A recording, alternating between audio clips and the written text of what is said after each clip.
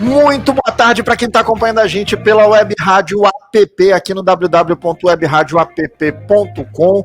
Para quem está assistindo no YouTube também, muito boa tarde, ou bom dia, ou boa noite, né? Dependendo do horário que você está assistindo. Tá dando um eco em algum lugar. Eita. Enfim, uma hora some o eco. Muito obrigado para quem está acompanhando a gente. Programa especial hoje, vamos bater papo aqui com ele, que é professor João Fernandes, nascido em Goiás, formado em filosofia e pedagogia, e que também combateu a ditadura. Ele que é pré-candidato a vereador pelo PSOL, pela Federação PSOL Rede, e hoje está aqui se apresentando para a gente conhecer um pouco mais. Professor João Fernandes, seja muito bem-vindo. Muito obrigado. Professor, quantos anos... Gente, o que está fazendo eco? Não é... Será que é isso aqui? Não pode ser, porque está no fone. Tá. Professor, seja muito bem-vindo à Web Rádio App. Um prazer ter você aqui. E a primeira pergunta, goiano, né? Quanto tempo de Manaus já? Quanto tempo de Amazonas? Rapaz, eu tenho mais de 30 anos de Manaus, de Amazonas. Eu trabalho aqui na região do Coroado, Zumbi, Cidade de Deus, São José, e agora me estabilizei no Coroado. Há mais de 30 anos já morando no Coroado. Morando no Coroado? Coroado, bairro bom lá, tem um monte de amigos lá. Eu gosto do Coroado, gosto. Ok, mas aí, vamos voltar um pouquinho no tempo. Como é que um goiano saiu de lá do Cerrado, da planície, e veio parar aqui no Amazonas? Eu de agricultor cheguei a professor. Nasci rico e me tornei pobre, e agora me tornei professor.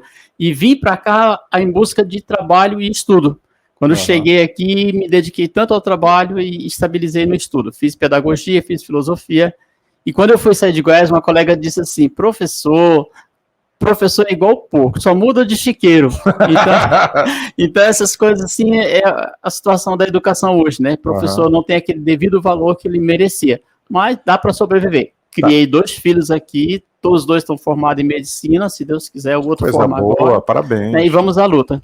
Tá, professor, você falou que antes de vir para o Amazonas, você morou com a tua família em Minas Gerais, né? Inclusive combatendo a ditadura.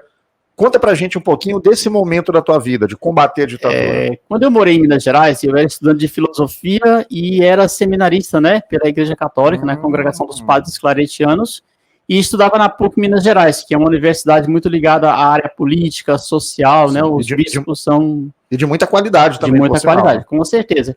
E aí nós entramos de cara, na época da ditadura militar, no combate aos militares. Né? Acompanhei toda a trajetória do Lula, né? O Lula ia pessoalmente com a gente. Isso, tipo assim, você era adolescente, teus pais eram militantes também pela democracia? Não, meus pais eram... Ou você que era o adolescente rebelde da família que estava lutando lá? Eu sou o rebelde da família. Certo. Entendeu? Então a gente lutou contra a ditadura militar, tiramos os militares, aí fomos para a eleição direta, depois a nova Constituição. Então eu tenho uma participação histórica nesse período aí da redemocratização do Brasil. Que bom, professor. Eu sempre vejo as pessoas falando, principalmente bolsominion, dizendo, na ditadura a gente vivia bem, meu avô na ditadura. Meu irmão, a gente estava numa ditadura. Se o teu parente, se o teu avô, teu pai, sei lá, se ele estava confortável, tranquilo, é porque ele era conivente com aquilo, ele se acovardou. Então, baixa a tua bolinha, quem tem meu respeito, quem merece o respeito da sociedade brasileira é quem lutou por democracia, não é quem estava acovardado, indo para o seu trabalho e voltando. Mas paciência, né? É verdade. Eu sempre fui contra. E meus pais eram sempre os submissos aos grandes fazendeiros. Então aquilo irritava muito a gente. E um dia minha mãe, na zona rural, sentada assim na beira da lavoura, ela disse uma coisa muito fantástica. Se vocês querem ser alguém na vida, vão embora. Isso lá em Goiás, né? Lá em Goiás. Aí um mês depois ela arrumou todas as nossas coisas, botou em cima do caminhão e vai para a cidade estudar, porque aqui vocês não vão ser ninguém. E ela era analfabeta. E ela tinha essa visão. Mas era muito sábia, né? Pô, só sábia demais. Se não fosse ela, eu não estaria aqui hoje. Foi ela que me deu todo o suporte, criando as galinhas dela, vendendo os ovos para educar a gente. Ok. E aí tá, você saiu de Goiás, foi para Minas estudar. Minas. Tinha parentes em Minas ou foi ralado também para conseguir se manter? Foi ralado, foi pela congregação. Por isso que eu devo muito à Igreja Católica nesse sentido, né? De me tornar professor. Claro que com a minha família, né? Sim, claro. Foi através da Igreja Católica. Depois eu vim para cá, para Manaus, porque era muito rebelde dentro do seminário. Aí me mandaram para cá para servir de suporte para os padres do interior e também para calar minha boca, né? E aí eu fui... Foi quase um exílio, então, né? Não, eu fui exilado. E aí me mandaram embora da congregação 6 meses antes de ser padre. Aí me mandaram embora da congregação porque eu era muito rebelde, né? Mas você sente falta? Você queria ter sido ordenado? Não sinto falta, não. Me sinto bem sendo professor e fazendo aquilo que eu gosto. Que é um sacerdócio também, né? Com certeza, e como é. Rapaz, professor, eu sempre tive muito respeito pelos professores, tenho um monte de amigos que são pedagogos, que são historiadores, que são professores. Agora, em 2019 eu dei aula também. O respeito que eu tinha pelos professores ali, ele foi exponenciado. Eu vou até comentar o fato, não vou falar nomes, óbvio, até para preservar a escola, mas eu dava aula numa escola de classe média alta. Eu tinha duas turmas de 9º ano e o resto era tudo ensino médio. E eu tive contato ali com alunos que sofriam violência em casa. E a escola sempre prestou assistência. Quando a gente identificava, imediatamente a escola tomava providência, avisava o conselho tutelar, nunca houve omissão nem negligência. Mas aquilo me doeu tanto. Eu tive um caso de um aluno, não era meu aluno, na verdade, ele devia ter uns 12, 13 anos, o garoto, filho de militares, e o garoto era torturado pelo pai. Meu Deus. E, sério, quando eu identifiquei aquilo, eu chamei a direção da escola, imediatamente nós chamamos o conselho tutelar, avisamos os pais, mas no fim das contas aquela criança teve que ir embora para casa com o torturador. Aquilo me doeu tanto. Eu não consegui mais voltar para a sala de aula depois daquele ano, porque eu não tenho estrutura emocional para lidar com isso, porque não dá, você fica impotente. Você vai fazer o quê? Você não tem meios legais para tirar aquela criança daquilo. E assim, eu vi isso numa escola de classe média alta. Eu acho que, imagino que você dá aula em escola pública, né? Exatamente. Então, os meus amigos que dão aula em escola pública, eles falam que, além disso, eles veem criança com fome, criança desmaiando de fome, criança abandonada, que os pais estão perdidos para droga também. Quando eu vejo um vereador falando que merenda escolar não é almoço, isso Nossa, me dói. Eu fico... Porque eu experimento, agora eu saí da sala de aula agora, minha esposa ficou no meu lugar, mas eu tenho um aluno à tarde que ele não almoça, ele vai para a escola sem comida. Então, você vê, ele dorme de fome. Então, assim, a escola pública, ela é um verdadeiro laboratório, e é ali também que você recebe toda essa demanda de problemas, né? É por isso que nós temos muitos professores depressivos, surtados, porque a carga emocional é muito grande. Mas vou te contar uma coisa, vale a pena. Eu sempre trabalhei com EJA, ensino médio noturno, e fui alfabetizador há mais de 15 anos, estou alfabetizando. Crianças de 6 anos até 9, 10 anos. Sempre fui alfabetizador. E não tenho nada a reclamar. Eu gosto, apesar de toda essa burocracia que existe na educação, essas cargas que vêm, porque as famílias jogam para a gente uma responsabilidade que não é nossa. Sim. Né? Mas o que você vai fazer? Jogar fora a criança? Não. E aí, com a chegada dos migrantes venezuelanos, isso se acentuou mais. Porque você tem que ser um expert e saber dominar, né? O espanhol, o português, saber entender essa realidade, a dificuldade deles, outro contexto de vida para eles. Então, tudo isso aí cai em cima do professor. Entendeu? Mas isso me satisfaz. Eu me Poxa, que bom que isso te motiva, professor. Em mim teve um efeito errado. Ele surtiu motivação, só que a minha motivação é para fazer a luta política, para, por exemplo, esse estúpido desse vereador, que se diz professor ainda, inclusive. Dizer que escola da merenda, meu amigo, eu fico triste, eu lamento pela minha cidade de ter alguém desse jeito, alguém que não. Uma fala dessa é desumana. Quem diz isso não tem humanidade. Por isso que na minha fala eu sempre digo o seguinte: nós precisamos lutar pela melhoria da merenda escolar. Porque a escola pública, vai na colônia Antônio Aleixo, Zumbi, né, as grandes, Deus proverá, você vai ver ali, tem criança ali que não come, passa o dia todinho com uma alimentação à base de farinha com caldo de peixe. Quando tem peixe, né? Então, quer dizer, a escola pública hoje, ela precisa ser de qualidade, ela não pode ser privatizada, e os nossos professores deveriam ganhar o dobro do que ganham, porque nós somos pais, nós somos doutor, psicólogo, psiquiatra, nós somos pedagogos, somos tudo.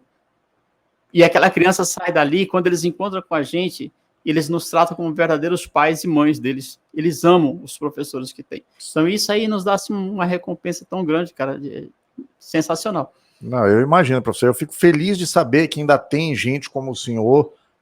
O senhor não é exceção, o senhor é regra.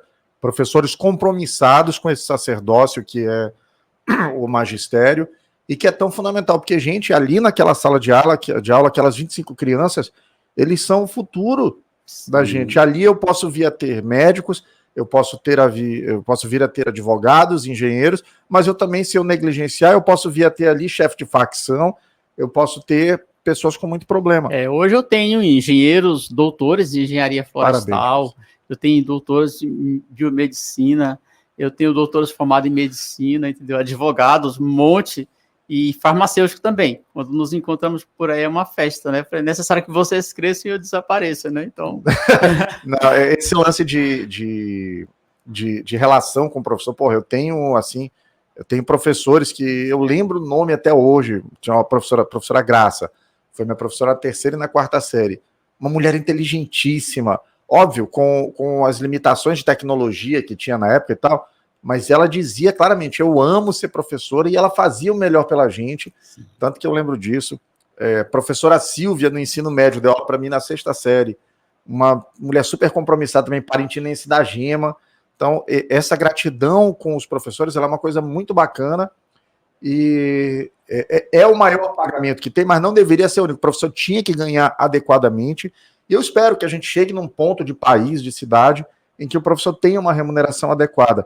Eu vi uma matéria há algum tempo, professor, queria que você comentasse, de que hoje em dia as pessoas não sonham mais em ser professores, essencialmente. Antigamente você vou ser professora. As pessoas sonham em ser advogado, sonham em ser juiz, sonham em ser médico, mas não sonham ser professores. O senhor acha que isso é simplesmente pela baixa condição e baixo reconhecimento na sociedade, ou porque o mundo está mudando mesmo, as pessoas estão olhando para outros lados? Existe uma série de fatores aí. Existe a questão da infraestrutura, que é muito precária na rede pública, municipal, tanto estadual, né? Existe a questão da valorização, porque o professor tem que trabalhar 60 horas para ter um pouquinho de dignidade. Isso não existe em país nenhum. Você trabalhar de manhã, de tarde, de noite, para ter um pouquinho de sobrevida. Que hora que você vai viver para sua família? Hora nenhuma. Por exemplo, eu quase não vi meus filhos crescendo. Que hora que você vai se reciclar para ser um bom professor? Não tem. Você não tem, na rede pública, se você quiser sobreviver melhor, você tem que se matar para dar conta do seu trabalho e dar conta daquilo que a escola te pede.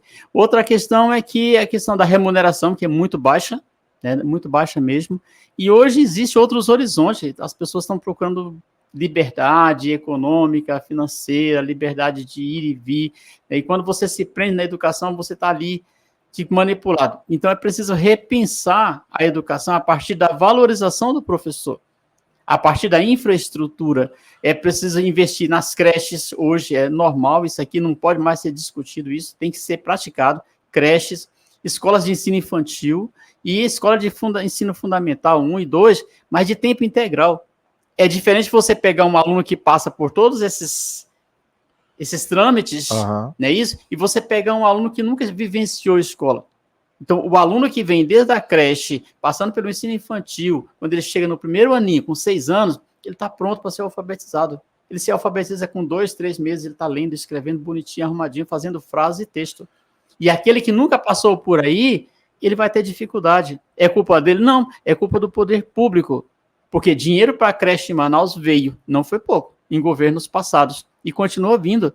Né? E o governo federal agora vai cobrar a escola de tempo integral, está cobrando. E é uma necessidade nas periferias de Manaus.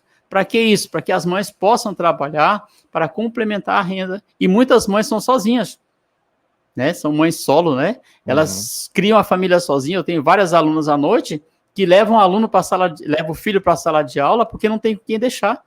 E durante o dia, a avó cuida, mas eu vou cuidar porque você vai trabalhar. Mas à noite, ela só quer estudar, ela tem que levar a criança para a sala de aula. Entendeu? Então, é preciso repensar a educação a partir da escola de tempo integral por uma questão financeira. É isso que a mãe precisa trabalhar. É uma necessidade e hoje isso não se discute. Né? E com criança não se trabalha. Com certeza. Professor, a gente fez um apanhado assim da tua vida, uma história bacana de combate à ditadura, um contestador desde sempre, né? Alguém que incomodou. E você está vivendo um novo momento na tua vida agora, um novo desafio, que é essa pré-candidatura à Câmara Municipal. Como que surgiu essa ideia? Você estava em casa um dia, deu um estalo e falou, vou me apresentar como pré-candidato a vereador. Fala um pouquinho pra gente disso. Eu sempre fui militante do PT, sempre acompanhei o PT, até por uma oposição à minha família, que era MDB, PMDB, né? Eles são doentes, minha família todinha, do lado do meu pai. Da minha mãe, eles são mais... na época era PDS, PL, PFL. Época de arena ainda. Né? Tempo de arena ainda. Então era essa oposição entre a família da minha mãe e a família do meu pai. E eu sempre fiquei fora. Nunca gostei. E toda vez que eu vou lá, a gente briga. A gente briga mesmo. Então eu fui do PT a vida toda e nunca tive essa oportunidade. Porque ali tem as pessoas já nomeadas que vai concorrer, que tá descritivos ali. Então eu saí, aí me convidaram para vir para o PSOL, e o ano passado o Elton falou assim, que tal você ser candidato? Né? Vamos concorrer à presidência do bairro? Eu falei, eu não gosto, já fui de lá, eu não quero. Aí esse ano ele falou, não, João, então vamos para vereador. Vamos fazer vereador, vamos candidatar para ser vereador. E aí surgiu. É uma coisa que eu sempre quis. Eu sempre tive vontade. Né? Assim, a vida toda, um dia eu vou me candidatar, um dia eu vou ser político de partido, concorrendo, e vai ser uma experiência inédita. Ganhando ou não, é uma experiência na minha vida. Só o fato de estar aqui na sua frente dando essa entrevista, para mim já é uma coisa... Hoje é a segunda. Né? Eu fui lá no outro portal. Cara, foi sensacional. Então, estar aqui na sua frente, para mim, já é um recomeço de uma nova história que marca a minha vida. Professor. Professor, vamos falar agora, então, como é que está sendo esse momento? Você falou, vou experimentar, e agora começou um pique de pré-campanha, né? Você falou, a gente está batendo esse papo agora, você deu uma entrevista de manhã, está fazendo visita, está conversando, tem um roteiro pronto do que apresentar para a sociedade. Como é que está sendo essa pré-campanha? Eu vou, além das entrevistas, eu fico nas redes sociais também, converso com os professores, colegas de trabalho o tempo todo, né? Vou com um, com o outro, assim, de pé de orelha, que não pode falar publicamente ainda, né? Sim. E os próprios alunos também, a gente contacta com eles, e eles, professor, muito bem, parabéns, isso aqui. E no coroado, sempre que eu vou, saio de casa, é a rotina. Converso com um, converso com o outro, né? Vou na casa de um, vou na casa do outro, e Cidade de Deus, Lírio do Vale, Chapim, tudinho. Até no Deus Proverá eu já fui. Então... Tá certo. E a família, tá dando força? Ou tá dizendo, meu Deus, vai se meter nisso, que loucura. Tá assim, eu tive um momento que eu falei que eu ia parar. Essa risada aí, ela foi meio... Tem alguma coisa pra contar. No momento, assim, teve um momento que eu quase parei. Aí meu filho estava em Tabatinga e o outro daqui falou assim, por que o senhor vai parar? Legal. O senhor nunca foi de fracassar, o senhor nunca desistiu de nada, então o senhor não pode desistir, experimenta, ganhando ou não, vai ser uma experiência para o senhor. A minha esposa, ela já é mais apolítica, ela não gosta, é por questão de natureza mesmo, ela não gosta, sempre foi assim. Perfil dela. Desde quando é o perfil dela e eu respeito, né, mas ela posta meus vídeos, ela compartilha, inclusive na hora de sair para cá, ela escreveu lá, por favor, não fale da vida de ninguém, não meta na vida de ninguém. Tá certo. Porque, cara, esse suporte da família, ele é fundamental. Só. Sem ele, não anda. Se você não tiver aquela tranquilidade, você quebra o pau na rua, mas quando chegar em casa, você vai ter um lugar de paz, um lugar para você recarregar a bateria. Sem isso, não vai. Com certeza, então, certeza. Que bom que... Agora, vamos fazer um exercício de futuro aqui, professor. Passou no tempo, a gente chegou em novembro de 2024, professor João está eleito. O que a população pode esperar de um mandato que o João vier a ter? Eu sempre digo o seguinte, um vereador, ele nunca é vereador para si mesmo. Ele é vereador para a sociedade, para a cidade de Manaus. Então, não vou fazer como fizeram os meus colegas professores, né? Eleitos, né, desaparecem, quer da educação, quer da sociedade. Então, se eleito, meu gabinete será de quem me elegeu, da população de Manaus, vou estar a serviço da população, assim como eu estou a serviço da educação, com certeza. Perfeito. Então, professor, você tem trabalhado algumas bandeiras especificamente, educação, meio ambiente, esporte e lazer. Fala um pouquinho para a gente do que tu pretende que o teu mandato discuta efetivamente no ponto educação. Na educação nós temos vários pontos que nós precisamos trabalhar em parceria com a Secretaria de Educação, fiscalizar e cobrar. Primeiro, a valorização dos professores. Isso aqui não tem outra saída. O professor tem que ser valorizado para que ele possa trabalhar menos, né, isso, e trabalhar melhor. Menos e com mais qualidade. Com mais qualidade. Claro. A qualidade da educação passa por aí. Não adianta falar em qualidade da educação se você não dá tempo para esse professor se reciclar, se formar, preparar a aula, porque você trabalhar com criança de sexto ano, você tem que ser um criativo. Você não pode ser monótono, você tem que estar acompanhando a molecada. Senão tu perde o menino e ele te embola. Tranquilo. Tanto é que a evasão de sexto ano é muito grande. Ensino médio nem se fala, o governo teve que dar o pé de meia agora para o cara estudar. E vai criar uma agora de sexto ao nono. para ver se as crianças ficam na escola. É isso? E o segundo ponto na educação, que eu acho que tem que ser feito, é a questão da infraestrutura. Né? As escolas municipais, a grande maioria, são prédios alugados, sem as mínimas condições. Tudo improvisado, né? Lá. Tudo improvisado. Eu trabalhei num prédio e quando chovia, a gente tinha que sair correndo de dentro da sala de aula. Outra coisa que nós precisamos trabalhar na educação é a questão da merenda escolar, melhorar a merenda escolar em parceria com a agricultura familiar. Nós temos uma agricultura familiar aqui no município de Manaus que precisa de suporte, que precisa de apoio, né? Isso comprando os seus produtos e dando condições para que eles possam trabalhar. Estradas, embarcações, né? Isso, suporte mesmo para que eles possam sobreviver sem ter que fazer o êxodo rural. É isso? Sim. Muitos ribeirinhos mudam porque não tem condições. Eu estava vendo outra reportagem. Fugindo da fome, né? Fugindo da fome. Os ribeirinhos já estão sem água, porque o rio está secando, e não tem estrada. Então, precisa pensar, ligar a zona rural a Manaus e comprar os seus produtos para a merenda escolar. O biscoito, o suco é bom, mas não só isso, a criança precisa comer. Sim, as escolas municipais, elas funcionam ali, as crianças vão ali para comer também, não é só para estudar não, e precisam de uma alimentação saudável. Né? E outro ponto que a gente precisa tocar aí também, né, é a questão dos materiais, material escolar de qualidade, é isso? A questão tecnológica também, porque as nossas escolas tem que ter tecnologia nas escolas, mas você chega lá, está tudo sucateado. É preciso ter técnicos para dar suporte ao professor. Não é que o professor vai abandonar, mas tem que ter um técnico lá no laboratório de informática que vai auxiliar o professor, que vai auxiliar os alunos, e até um tempo para o professor se reciclar também. Outra coisa que nós precisamos trabalhar na educação é a questão da democratização da gestão, para que a gestão deixe de ser um cabide eleitoral, politiqueiro. Hoje, se você olhar para cada distrito da CEMED, ele entrega a determinados vereadores, assim como na saúde. Isso é ridículo. Tem vereador que nunca foi numa escola, outro dia apareceu lá na minha escola. Entendeu? A gente nem sabia quem era. E é um vereador. Entendeu? Então, isso precisa, a lei já existe, só falta cobrar e colocar em prática. Eleição direta para diretor. Lá em Goiás, por exemplo, eleição direta. Cara, as escolas funcionam mil maravilha. Lá você não vê um vereador intrometendo nas escolas, você não vê vereador tirando o diretor e botando o diretor. Aqui em Manaus, não. Você é diretor enquanto os vereadores querem. Então, isso é terrível, né? Não pode acontecer isso aí. Então, nós precisamos trabalhar isso aí. Então, eleição direta para gestor é uma bandeira. Uma bandeira, com certeza, isso tem que acontecer. Melhoria da merenda escolar, valorização do professor e a construção de creches, fundamental, ensino infantil e acabar com a máfia dos aluguéis.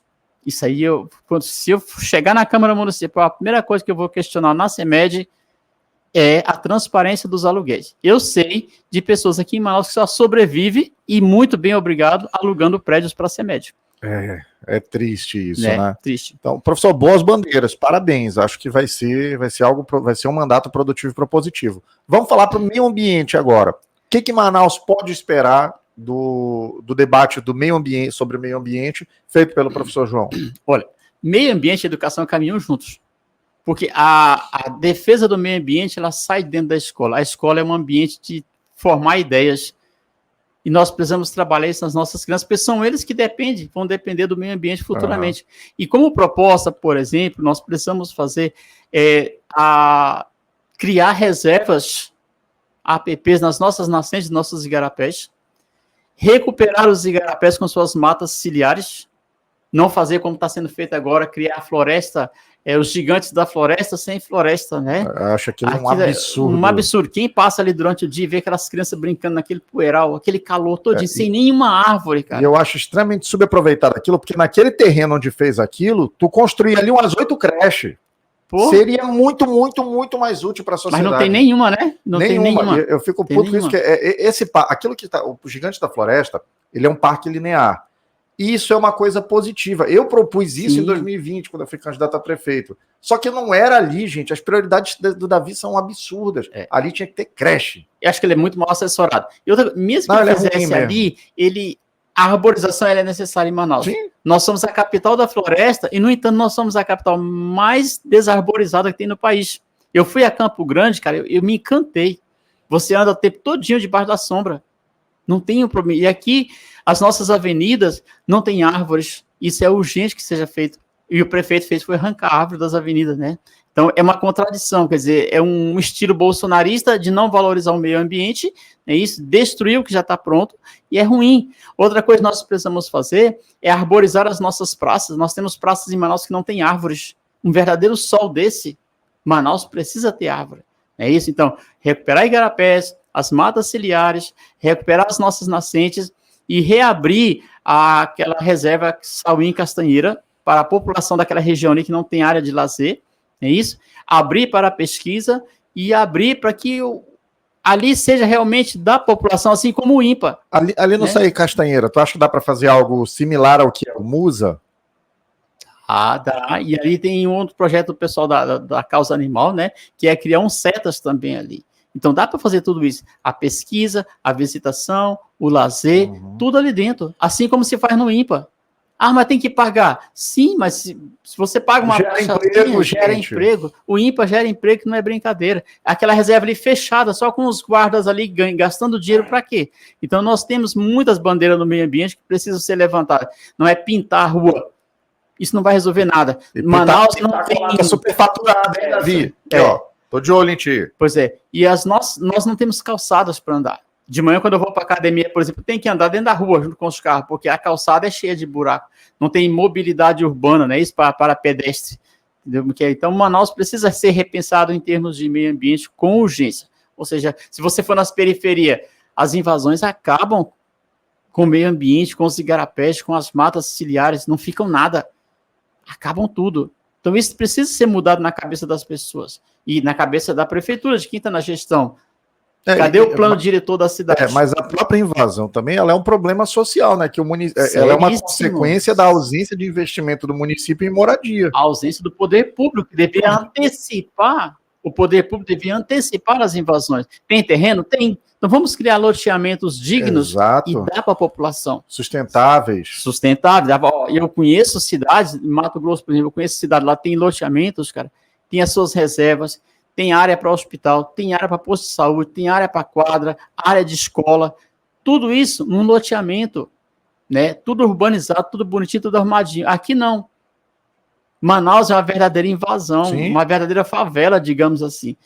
Nós temos duas Manaus, tem a Manaus do rico e a Manaus do pobre, né? Quer ver a realidade... É o Jorge Teixeira e a Ponta Negra. Gente, desde 2020 eu tô falando isso. Que bom que vocês estão ouvindo. Né? Cara, é disparado. Quando eu cheguei lá no Deus Proverá, eu falei, eu não acredito que eu estou em Manaus. Que mundo violento é aquele? Ali tem pessoas dignas, tem pessoas boas que merecem respeito.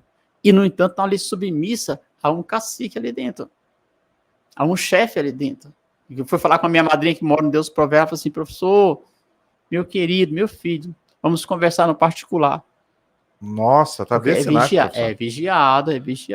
E essas invasões, elas têm um grande poder político, né? Sim. Um grande poder político. Por isso que os nossos políticos não mexem nas questões das ocupações. Para eles são necessárias. E é muito bom para quem está no poder. Entendeu? Então, essa é a questão ambiental. Nós temos essas coisas. E a questão dos nossos bosques, a Praça da Matriz, ela tem que voltar a ser um ambiente familiar. Sim. Recuperar aqueles monumentos ali é essencial. A Praça da Matriz é um lugar belíssimo, no entanto, as famílias não podem ficar ali. Falta segurança, né? Falta limpeza. Nós temos duas praças, a Praça da Saudade e a Praça do Iá, que é mais ou menos familiar. Mas olha lá, não é isso? Então, tudo isso faz parte do meio ambiente e precisa ser feito, né? E que gera renda, né? Que gera dinheiro, gera Sim. emprego, não é isso? E Manaus está jogado às traças, né, cara? Manaus está jogado às traças. Infelizmente. Professor, e aí, beleza, a gente falou dessas bandeiras da educação, do meio ambiente. Uma outra bandeira forte nas tuas falas é também de esporte e lazer. Como é que o que Manaus pode esperar de um mandato do professor João acerca do esporte e do lazer? A primeira coisa, eu conversei com os profissionais de educação física que trabalham na Secretaria de Esporte, eles me disseram o seguinte, se a prefeitura quiser, ela pode construir uma quadra em cada bairro de Manaus, tranquilamente, porque o que se gasta com viagens não tem noção. Então, o dinheiro é muito mal empregado e se tiver quadra nos bairros, será uma ligação entre educação e esporte. É isso. Hoje, as escolinhas que existem nessas quadras, é tudo escolinha onde o professor sobrevive daquilo. Ele vende fardamento, ele vende a chuteira, ele vende a bola, ele vende tudo. Então, não é uma coisa objetivando a educação. Eu tenho um colega que é professor, ele tem uma escolinha, mas o aluno tem que levar todo mês a frequência dele, tem que levar o boletim para ele permanecer na escola. É um incentivo. Eu tive alunos do 5º ano que são excelentes jogadores, que nasceram aonde? Nas periferias de Manaus, entendeu? Então, isso é preciso fazer e colocar dentro dessas quadras profissionais. Nós temos estudantes de educação física, aos montes aqui em Manaus, loucos para ter uma graninha. Por que a prefeitura não contrata esse pessoal? Né, como estagiário, bota ali, vamos fazer escolinha. No Coroado, por exemplo, tem a quadra do GM lá fora. É lugar de não sei para que serve aquilo lá, não se usa para nada. A do GM é na Beira Rio, né? É, na Beira Rio. E tem uma lá no terminal do 515, uma excelente quadra. Aquela quadra lá em cima. Não tem nada, rapaz, não tem nada. Ali era para ser usado noite e dia para esporte, entendeu? Formação de atletas, sim, né? Investimento. Nós temos a Vila Olímpica, é uma dificuldade muito grande para você colocar alguém ali dentro.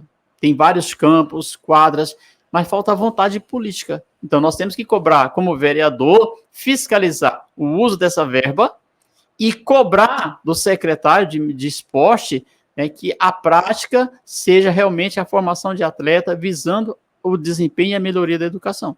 Perfeito, professor, é isso daí. Galera, 16 horas aqui em Manaus, estamos com 30 minutos de entrevista, chegando ao final.